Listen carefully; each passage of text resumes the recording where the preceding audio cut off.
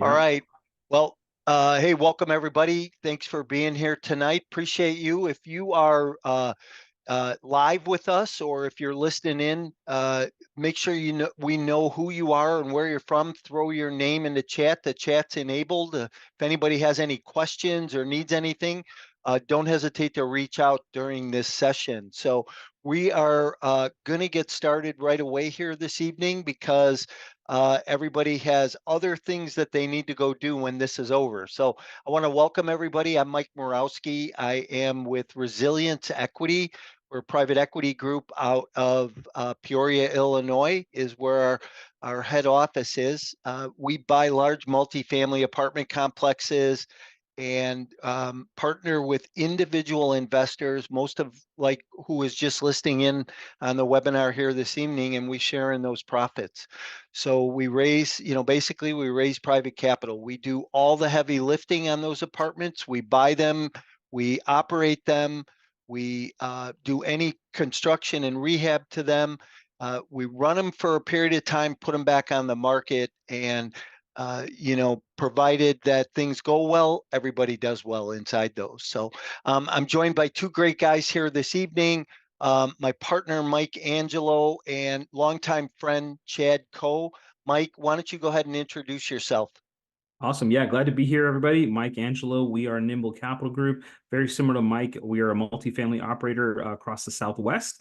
We're actually partnered with Mike on a few deals. I personally passively invest. And then a big division of our company on the investment side is we are in development. So we do multifamily development, ground up, as well as retail redevelopment. So really excited to be here and connect with Chad.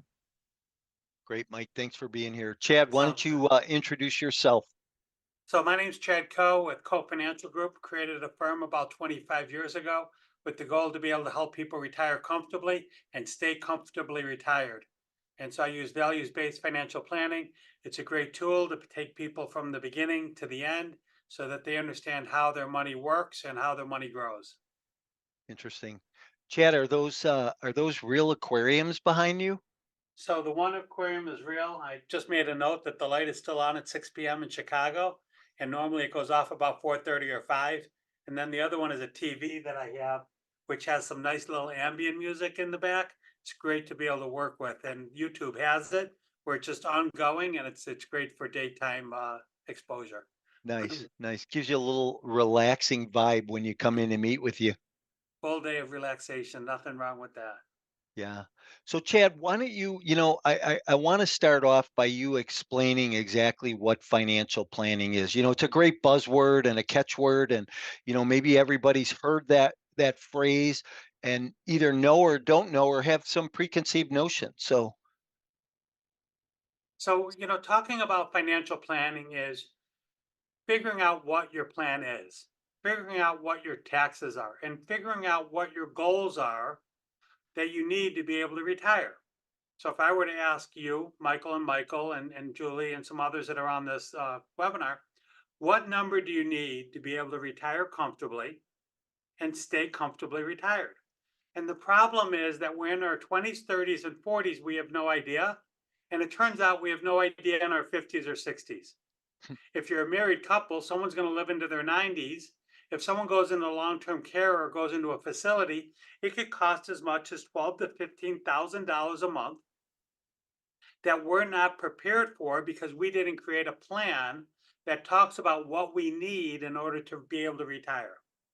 Now, there was something I actually just sent to my kids a little bit ago that if you have $10,000 invested for 30 years, that becomes $100,000 plus when you need it in retirement.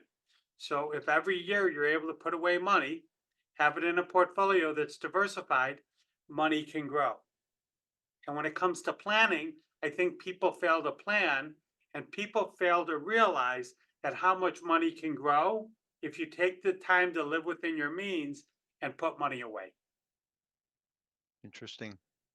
So uh, how does why is it that the average person just looks at it, maybe makes up a number? Like if I said to you, hey, I think I need $1 million to retire. And now I just had this conversation with a friend of mine. I think we're both going to die at our desk, so I don't know if I'll ever retire because I love what I do. But if I wanted to live a more simple life or a simplified life and I needed $1 million, how does that work for an individual? So you believe it or not, if you have 100 people on this call, 100 people are going to ask themselves, how much money do I need to retire? Because if I have $1 million, how does that help me? But the question really is, how much income do you need during your lifetime? Mm, And where are you going to get the income from? So you're going to get the income from some people a pension, some people Social Security, some people are going to be able to get inheritances, and some people have other forms of income like alimony or maintenance, even lifetime of maintenance. If the dollars are enough to cover your monthly expenses, you're very close. The extra money that you have put away is used for emergencies like long-term care, needing a car, a little bit of travel, maybe some family time. And if you ask enough people, either A, they provide for their parents who didn't plan, or B, they're providing for their children who are living beyond their means, or with inflation and with the way life is today, are overextended. So the key is, and I have a roadmap here, right? So it's a financial roadmap for living your life on purpose. And it talks about what are your values and what's important about money to you. Then it talks about creating very specific goals and with a time and a date stamp to it, so that when you reach those goals, you've now done it on purpose. Your boat has a rudder, it has somewhere to go. You have buckets for your money versus how many people kind of just go through life and they're going to put away money tomorrow mm. and they don't plan for today. That's the frustrating part, is that when we look back on our 50s and we didn't plan in our 20s and 30s, life got away from us. Now, what are we supposed to do? Yeah. So so Mike, I know you have something you want to ask, but I have to ask this, okay? So what's the difference of me systematically putting away $1,000 a month? Let's just make that number up because you used it already. So I put away $1,000 a month, or I buy, you know, a couple hundred apartments every year for 5 to 10 years, and then start to sell off those deals at that time. Okay. Is that not a good plan? It could be. Or what about a plan that you're able to do both? Hmm. So let's do in your 20s that you're going to put away $10,000 a year. If you put away $10,000 with the rule of 72 and the money doubles every 7 or 8 years, 10,000 becomes 20, 20 becomes 40. So 40 becomes 80, and then 80 becomes 160. If you did that for 10 years in your 20s, you now have $1.6 million. Groucho Marx, there's this, an article I have. He bought a house in 1932 in Beverly Hills for $32,000. Hmm. He sold it in 2015 or 2018 or so for $2.3 million. If he took the same $27,000, and I think it was 1937, and invested it in the S&P with dividends reinvested, I will not even make you guess how much it is because I'm going to tell you. But instead of 2.3 million for the sale of the house that it was in 2000, call it even 20, I think it was earlier than that. It's worth over $300 million today. So So that $27,000 compounded all those years because money doubles versus the house with the compounding and the 2.5% growth. So again, what's interesting about the real estate market is you get the income and you get the depreciation for all those years. Income is important. So on a rental property, generating, call it 10,000 a month of income, right? 10,000 a month of income is $100 and some thousand a year. And you have the equity of the apartment building. So they go hand in hand. One is the income with depreciation and owning the apartment building, and the other one is invested in equities, diversified with compounding. And the magic of compounding is what creates wealth. Apartments are great for income, and you have an asset that you could sell one day. So, as an example, my dad, who passed away a few years ago, had three things. He had real estate, he had an equity portfolio, and as an entrepreneur, he was an attorney and had rental properties where he actually rented 50 offices to lawyers and had his entrepreneurial business. Mm. So, in life, people think you have to do one thing or the other. And I believe that if it's in your wheelhouse and you become an expert or you delegate and hire the right people, you could do real estate, you could do the equity markets, and you could be an entrepreneur, or you could just go to work every day, have your job, get a W-2, and live a really comfortable life. This is awesome. What I was going to jump in is there's so many things I want to talk about, Chad, but Feel free. the first thing you said was, time. Time is in your benefit if you start early enough, right? Compound interest really works. I think the biggest challenge in maybe just not the United States, maybe in the world, is nobody teaches this kind of stuff to you when you're in high school or in college. And so folks just kind of get into the workforce and just start going. And maybe I'll get a 401k, maybe I won't. What am I doing with it? So all that just over time compounds. One thing I've heard from investors is, hey, I have a W-2, really good W-2, and I'm saving for retirement, but they don't actually, and maybe correct me if you've seen this, but I think a lot of folks think when they hit that retirement button that their expenses all of a sudden go down. And I feel like for most people, they still have a mortgage, they probably still have kids in school. Like their income doesn't necessarily just drop the day they say I'm out, right? So that income, that number, that monthly cost that they incur, it seems like you really need a plan for whatever I'm making today. I'm probably going to have a similar cost, maybe even more, to your point about parents and all that. I think it catches people really off guard. And unfortunately, you see people having to go back and get another job somewhere, right? Later in life after retirement. So, but that's okay, yeah, because retirement is a really, retirement's fine for those people that want it, but I'm going to work until I'm in my 80s, I hope, right? I have to kind of like gauge that. But I'm a consultant who helps inspire and change people's lives on purpose. And I have people that do the paperwork so that I don't have to sit there and grind with that. But we have to keep our minds busy. My grandmother worked till she was 99. My dad worked till he was 84 and passed away. There's nothing wrong with that. But it's all about putting away the money, knowing what your expenses are going to be, living within reason, understanding. I was with a group of people the other day. Some are going to take care of their kids and some aren't. As an example, I'll give you another example. How many people want to be conservative because that's the way that they're wired? Most people are conservative, and when I say conservative, they're afraid of losing $1, $10.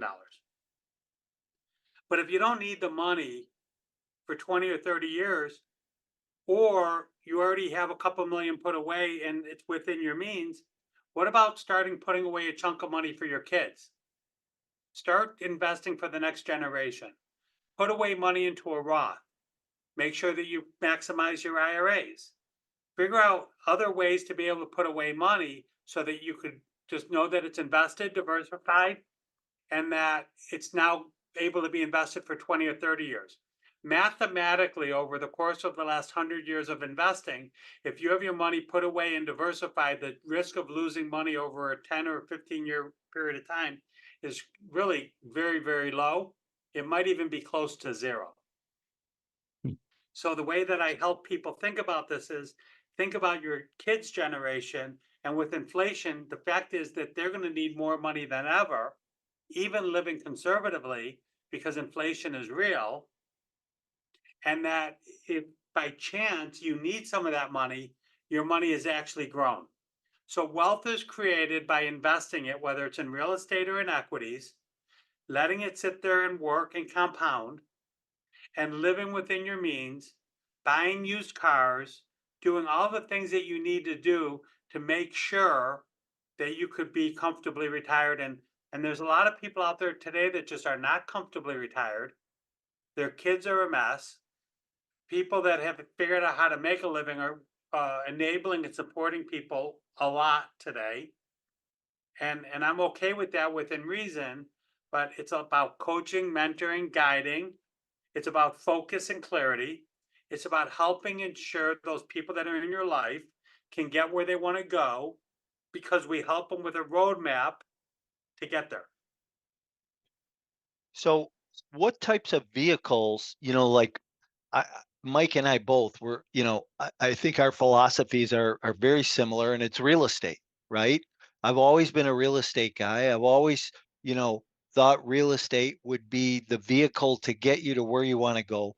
What in your side of the world, what vehicles are you putting people in? Where are people seeing, you know, good returns today? So I love the idea that real estate works for a portion of a portfolio. Just like, by the way, annuities work for a portion of a portfolio. Now, there's different types of annuities. I'm not going to go down that rabbit hole, but annuities are an investment that work. There's an asset class called whole life insurance. It builds cash value. And if you pass away, there's a death benefit. If you want to borrow from it, you can borrow from it. The point is that we don't have to have one thing. I find real estate people love real estate and they put all their money in real estate. I'm the kind of guy where if you have a portfolio, you put it in a diversified equity portfolio with some fixed income that helps you buffer it, right? So it's equities, fixed income, diversified, large cap, mid cap, small cap, value growth. You fill up your buckets, you put away your IRA, you put away your Roth, you start putting money, 50,000, 100,000, 200,000 towards, the real estate. It's an asset. You pay down your mortgage. I'm a fan of paying a mortgage payment every 2 weeks, right? Based on how interest works and compounding of interest. You pay it down every 2 weeks. It gets paid down a few years sooner. It's just about being smart with your money.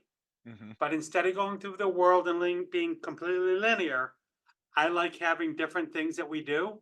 And then as we do them, forget it.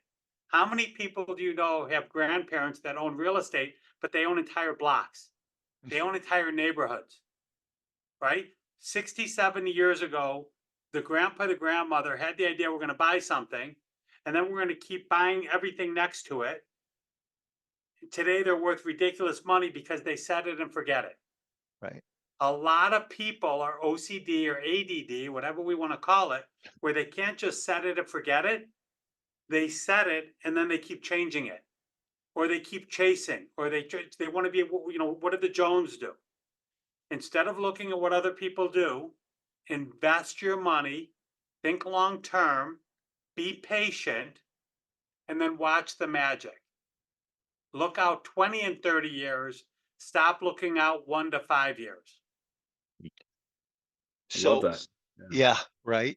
So what we teach, one of the things we try to teach is threefold. So when you invest in a real estate asset class, call it multifamily, okay? Because that's what we do. But you could invest in shopping centers or office or industrial, right? There's all Absolutely. different sectors. Absolutely. But I try to create three things, and I think Michael will agree with this: cash flow along the way, long-term wealth, and then some tax planning strategies. And by using strategic tax planning strategies, we can typically put more cash back in that investor's pocket on an annual basis, right? Because they can take the depreciation, it offsets their taxable income, they put that tax money back in their pocket. One thing I always try to teach investors is, hey, you're going to make this investment. And I'm just going to use, for simple terms, a $25,000 investment that's going to make a 7% preferred return along the way. So every quarter, that investor is going to get a check for $375. That gives you 7% on that 25 over the year. Now, I have seen a lot of investors take that $375 once a quarter and go, hey, look, honey, let's go buy you a new dress and a purse, or let's take a long vacation this weekend, take a long weekend, or let's just go spend this money. It's extra money. We didn't have it before. And the education that I try to teach investors is, hey, take those quarterly dividends and put them somewhere. So are you somebody that investor could come to and say, hey, here's this $375 every quarter. I want to put this away, or whatever the number is. I'm making the number up, right? It could be a $250,000 investor that's getting 3,500 every quarter. So, Right. and you put that money away. What I tell people is, if you do that, at the end, then you go, wow, I have a whole pot of money. So, if my projection is to double their money in 5 years from the cash flow and the profitability of that property along the way, but at the end, they only get the back end profit, and they've Yeah. spent their money along the way. They don't have it all. But if they have it Right. all in a bucket, but can they put it in a bucket that's going Yes, to earn on that too? yes. It's a philosophy, right? How many people come into my office? If you follow me on any social media, I live this abundant life, which includes investing money, working hard, but also playing hard. But I have a bucket for putting away the money so that it's generational wealth versus what I'm going to need tomorrow. It's thinking long term. It's thinking about the fact that there's another stock you could buy, or a mutual fund, or an ETF, and continue to build on it. Watching your money grow is fun. Watching your money when the markets are down, that you get to buy more shares because when it's on sale, is fun. I watched a guy today. He said, if you want to be happy for a day, go to the beach. If you want to be happy for a month, buy a car. If you want to be happy, for a few months, go rent a house in Florida and enjoy that. But a lifetime of happiness is about knowing that your buckets are full and that your life is whole, that your friends are real, and that every day you have a plan for your life. Happiness is elusive. Financial trouble, financial debt, overextending your skis is punishment for everybody around you. But for those people that know how to live frugal, they know how to invest, they know how to stay the course, they know how to live in their little box, they're going to succeed. When you start to take that box and you start to expand it, that's when people start to get in trouble. So when I talk about a financial plan, I talk about a financial plan. I have software. I'm happy to share it with anybody who asks. Connect to me, email me. I'm happy to communicate. The other thing that I have is really great software that allows me to find out what your risk profile is. So, are you 100% all go small cap or technology companies, or are you more moderate where you want a blend of large, mid, and small? You're more middle of the road. So I have software that allows me to pull out of you what kind of risk tolerance you have. When we put that together, it kind of works together to help you with your plan to get you where you want to go. It's not about how fast you get there. It's about that you have a plan that if you implement it, you will get there. And I'm about implementing the plan, staying the course, having meetings, check-in meetings. How are you doing? How are you feeling? When the markets went down 20% in 2022, do you have someone to talk to? How do you feel? What's going on? What are you thinking? When the markets are running up in 2023, who do you talk to? What does it look like? How does it feel? What adjustments do you want to make? And now we're in 2024. Chad, I want to ask a question. Most of the folks that we talk to are typically mature in their W-2 world, right? They've been working and saving and investing. Do you find that once certain people fill up those buckets that, hey, this is maybe now a good time to diversify a little bit more and go broadly? Some people think, real estate is high risk. Michael and I will tell you that it's probably not, but it just depends on who you are and what you're looking for. But you find like, hey, this is my last 50 grand. I wouldn't want to take that last 50 grand if it's going into real estate, if they have no savings, if they have nothing else, right? Correct. For me, Correct. that's not a good acting as a good You fiduciary. don't But want to tie tell me up about money long term unless they have the joint account or the single account with some cash in it, right? that. You need your year of salary put away so they have access to it. You can't be house poor, you can't be investment poor. There you go. But for the person that's doing well, that's putting away money, there's nothing wrong with investing and building on the real estate funnel. You guys, Michael and Michael, are figuring out a way to do it where you can do it with smaller dollar amounts to be able to get invested. I know people that have believe it or not, 100 doors, 1,000 doors, 5,000 doors. What that means is in a multifamily housing, they own a lot. These apartment buildings now are 250 unit apartment buildings. There's developers out there that are building them, keeping them, and then renting them. Okay. So it's really just about how many doors do you want to own? What is the goal? Because the more doors you own, the more rental income you get.